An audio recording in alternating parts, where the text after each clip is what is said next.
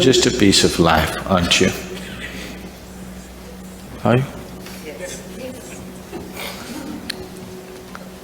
No, that's not true. You are a bundle of thoughts, emotions, ideas, opinions and prejudices right now, not a piece of life. If you sat here just as a piece of life, not as a man, not as a woman, not as this, not as that, not as a thought, not as an emotion, just a piece of life, this would naturally reverberate with the rest of the existence. Right now, you invested too much on little things, like earning a living and having this and having that, and missing everything. Oh, should I not have this, should I not have that? Having is not the problem, clinging is the problem, isn't it? Having is not the problem. What you have, you become that after some time. See, suppose this was your vessel, it is not. Suppose if this was your vessel, and let us say this you inherited from your great-grandfather and it's made of gold. None of this is true right now. But suppose it is so, if I have to hurt you, I don't have to come and beat you, all I have to do is this. Life will go. And it's happening to you. Maybe you have not inherited a golden vessel from your great-grandfather, but every little thing that you acquire is taking your life in some way, isn't it? All these things we acquired, thinking that these things will make our life. See, we got these gadgets because we thought it'll make our life. Right now, this gadget has become a nuisance, we can't keep our hands off it. We're doing satsang, messaging somebody.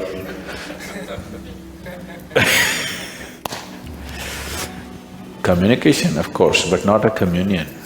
So, once you've come here,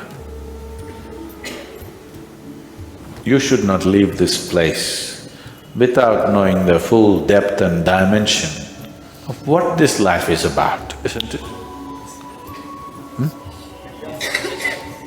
Nobody should leave without knowing this, because other things are subject to various realities.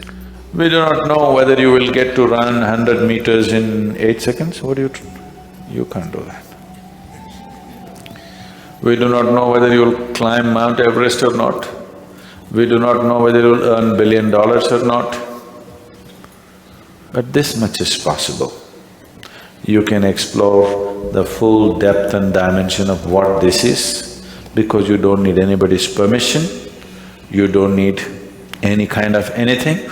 If you are willing, it's there, isn't it? You may be willing to climb Mount Everest, but your lungs may not be ready, your legs may not be ready. With this, it's not like that. It is not demanding any particular capability. It is not demanding any particular situation, only your willingness. But you see, your willingness comes in installments. Nothing wrong. If you had a 10,000-year lifespan, nothing wrong. Fortunately, you don't have that, because if you hung around for 10,000 years, oh, what a miserable world this will be. Isn't it? You may think whatever you want, but it's good you have come with an expiry date. Is it not good? Have you noticed, on a particular day when you're very joyful, 24 hours just went off like a moment? You're miserable and depressed, one day goes like a eon. So only miserable people have a long life. Joyful people, even if they live to be 100, it's too brief. Before you know what's happening, it'll be gone. Really, it gets over too fast. But if you're miserable, you will live long. So it's a very brief life.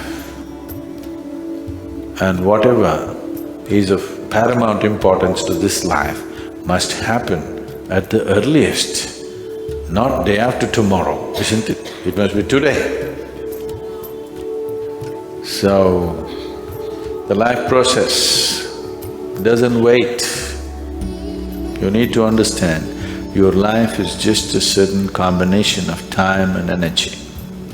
Energy we can manage, time you cannot manage. It's going away? It doesn't matter. You're awake, you're asleep, you're okay, you're not okay, you're happy, you're miserable. Going, going, going. As I'm talking, you're 2 minutes closer to the grave. Yes or no? Time you cannot manage, it's just going. You can only manage your energy, you can manage your activity. How you make use of the time, you can manage. But you cannot manage time, it's slipping away, isn't it? So if you recognize that your life is just a certain amount of time and energy, you would definitely invest your energy in a way it is most meaningful to this life, isn't it? But if you do not understand this, if you intentionally forgetful about the briefness of life and you go about as if you're eternal, yes, you are eternal, aren't you? On a daily basis you're not aware that life will end for me, and it could be today. Not to be terrified, just to be in tune with the fundamental facts of life, that it is possible that our lives could end today, isn't it? Possible? We are not intending, we are not seeking that, but it's possible, isn't it?